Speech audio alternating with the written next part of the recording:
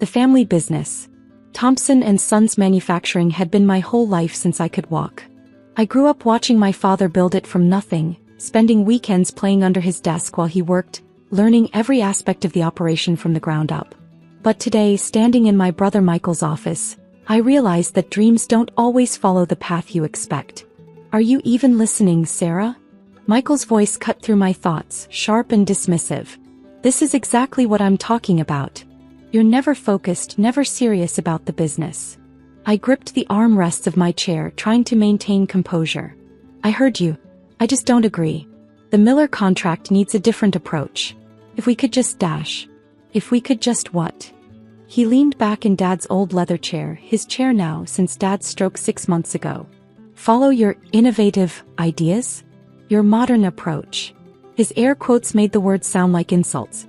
The morning sun streamed through the floor-to-ceiling windows of the executive office, highlighting the family photos on the wall. Mom and Dad at the company's opening 30 years ago. Michael graduating business school. Me. Well, there weren't many photos of me up there. The market is changing, I tried again. We can't keep doing things the same way and expect dash. Enough. Michael slammed his hand on the desk. You know what your problem is, Sarah? You think you know better than everyone else. But guess what? You don't have an MBA. You didn't graduate from Wharton. You just have your little community college degree and some crazy ideas about modernization. Each word felt like a slap. Yes, I'd gone to community college. Not because I couldn't get into a better school, but because someone needed to stay and help Dad run things while Michael was off getting his precious MBA. Those crazy ideas increased our efficiency by 30% last quarter, I reminded him. He scoffed. Pure luck. Listen, I've been thinking about this for a while. With Dad's condition. He paused, feigning sadness. The company needs strong, educated leadership. Not emotional decisions based on hunches. My stomach dropped. I knew where this was going. I'm buying out your shares, he announced. The paperwork's already drawn up. He slid a folder across the desk. You can't do that, I whispered. Dad always meant for us to run this together. Dad's not here anymore, is he? Michael's voice was cold. And as majority shareholder and CEO, I can do whatever I want. The offer's fair, more than fair, considering your limited contribution. I opened the folder with trembling hands. The numbers swam before my eyes, but one thing was clear: he was severely undervaluing my shares. This is barely a quarter of what they're worth. He shrugged. Take it or leave it. But remember, I can make things very difficult for minority shareholders who don't cooperate. You're forcing me out, I said, the reality finally hitting me. Your own sister. Business is business. He stood up, straightening his expensive tie. Let's be honest, Sarah. You're too stupid for business. You always have been. Dad kept you around out of guilt, but I'm doing you a favor. Take the money, start a boutique or whatever it is women do these days. I sat there, memories flooding back. Weekends spent learning every machine on the factory floor while Michael attended networking events. Nights helping Dad with paperwork while Michael partied at business school. The pride in Dad's eyes when I suggested improvements that saved the company thousands. Dad wouldn't want this, I said quietly. Dad's not making decisions anymore. Michael's voice was final. Sign the papers by the end of the week or I'll make sure you regret it. I stood up slowly, my legs feeling like lead. You'll regret this, Michael. He laughed, actually laughed. What are you going to do? Run to Daddy? Oh wait, you can't. He probably doesn't even remember who you are anymore. Something inside me snapped.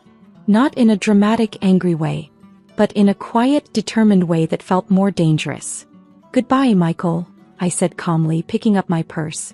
Good luck with the Miller contract. You're going to need it. Is that a threat?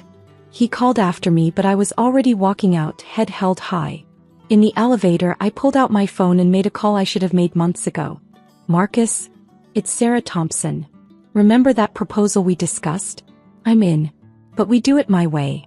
Marcus Chin, my old college professor and mentor, had been trying to get me to start my own company for years. He'd seen potential in me that my family never had. About time, he said. I've been sitting on some interesting patents. When can you meet? I looked back at the Thompson & Sons building as I walked to my car. I'm free right now. And Marcus? We're going to need to move fast. The next 3 months were a blur of activity. While Michael smugly ran Thompson and Sons into the ground with his outdated methods, I was building something new. Something better. Marcus's patents, combined with my practical knowledge and some innovative thinking, led to manufacturing processes that were years ahead of the competition.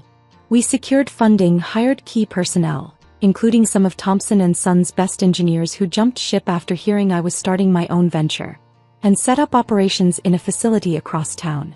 I named the company Phoenix Industries. Michael would probably call it melodramatic, but I didn't care. I was rising from the ashes of his betrayal, and I was going to soar higher than he ever dreamed possible. The best part? He had no idea.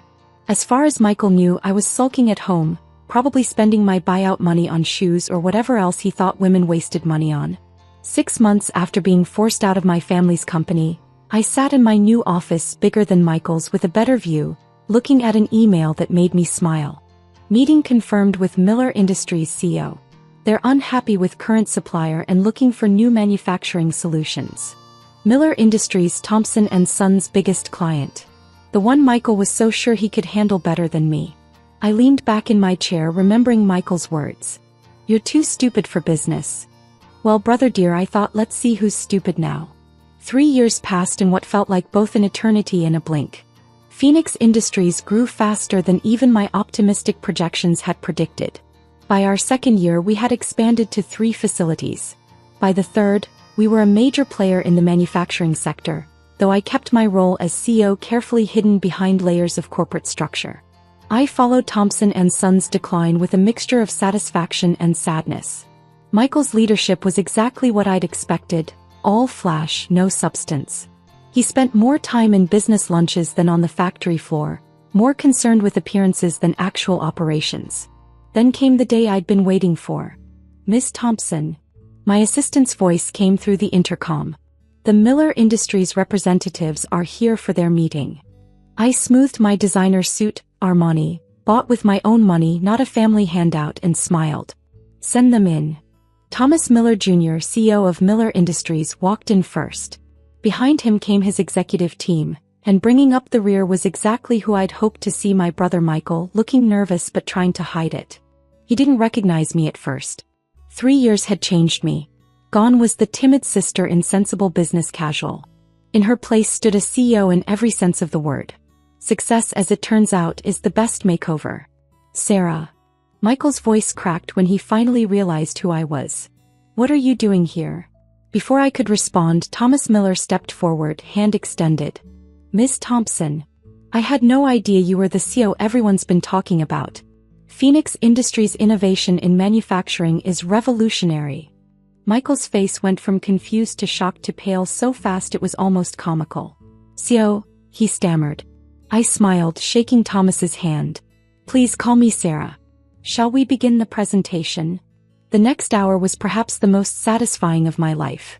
I walked them through Phoenix Industries' capabilities, our innovative processes, our quality control measures. Everything Michael had dismissed as crazy ideas was now industry-leading technology. Michael sat in stunned silence as Thomas and his team grew increasingly excited about what we offered. "These efficiency ratings are incredible," Thomas said, examining our reports. "And your quality control standards. This is exactly what we've been looking for." "Unlike some companies," I said, looking directly at Michael, "we believe in evolving with the market." Michael shifted uncomfortably in his seat. He knew what was coming. "About that," Thomas turned to Michael. "I'm sorry, but this is exactly why we're terminating our contract with Thompson and Sons. Your methods are outdated, your costs are too high, and quite frankly, your quality has been slipping. But we've been your suppliers for 20 years. Michael protested. "We can change, adapt dash. Like you adapted 3 years ago?" I interrupted softly. "When modern ideas were presented to you." The room fell silent. Michael's face turned red as recognition dawned in Thomas's eyes. "Wait," Thomas said, looking between us. "You two know each other?" "Michael is my brother," I explained calmly. "He forced me out of our family business 3 years ago. Said I was too stupid for business." Thomas's eyebrows shot up. "Well," he said after a moment, "I guess we can all see how that assessment turned out." After the meeting, as everyone filed out, Michael lingered behind. He looked older, tired, desperate. "Sarah," he started, "we need to talk." "Now you want to talk?" Kept my voice level. 3 years ago, you didn't want to hear anything I had to say. "The company's struggling," he admitted. "Dad's medical bills, the market changes. We could use your help." I laughed, but there was no humor in it. "My help? I thought I was too stupid for business." "I was wrong, okay?" He ran a hand through his graying hair. "Is that what you want to hear? You were right, I was wrong. Now can we discuss how to save the family company?" I walked to the window looking out at the city skyline. "You know what's interesting, Michael? When you forced me out, you said, 'Business is business.' Remember that?" He nodded miserably. "Well, now I'm saying it. Business is business. Phoenix Industries will be taking over Miller's contracts, along with any other clients smart enough to recognize superior quality and innovation." "You'd destroy your own family's company?" His voice rose. "What about Dad's legacy?" I turned to face him, my expression hard. "Dad's legacy?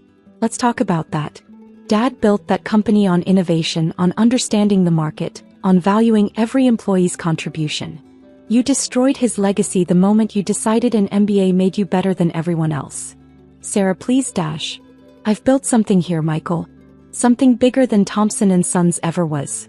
And I did it without the family name, without your precious Wharton connections, without anything except the knowledge Dad taught me and the ideas you called crazy." He slumped in his chair, defeated. "What do you want?" "Want?" I smiled. "I don't want anything from you. I have everything I need. But I'll make you an offer, not because you deserve it, but because somewhere in that hospital, Dad still remembers building his company with love and innovation." I pulled a folder from my desk, mirror image of the one he'd pushed at me 3 years ago. "Phoenix Industries will buy Thompson and Sons. The offer's fair, more than fair, considering your company's current state. Take it or leave it." His hands shook as he opened the folder. This would mean, "You'd work for me," I finished. "No executive position, no corner office. You'll start where I started, on the factory floor, learning how things actually work." "You can't be serious. Business is business, remember?" I sat back in my chair. "Think of it as an educational opportunity. You might finally learn what I was trying to tell you 3 years ago." He stared at the papers for a long moment. "And if I refuse? Then watch as every major client follows Miller Industries' lead. Watch your precious MBA become worthless as Thompson and Sons crumbles. Your choice." After he left, clutching the folder and what remained of his pride, I called my assistant. "Linda, please clear my schedule for the afternoon. I need to visit someone." The nursing home was quiet when I arrived. Dad sat in his usual spot by the window looking out at the garden. His condition had stabilized over the years. He wouldn't get better, but he had good days. Today was a good day. He smiled when he saw me, his eyes clear and recognizing. "Sarah," he said softly. "Hi, girl." I sat beside him, taking his hand. "Hi, Dad. I have something to tell you." For the next hour I told him everything.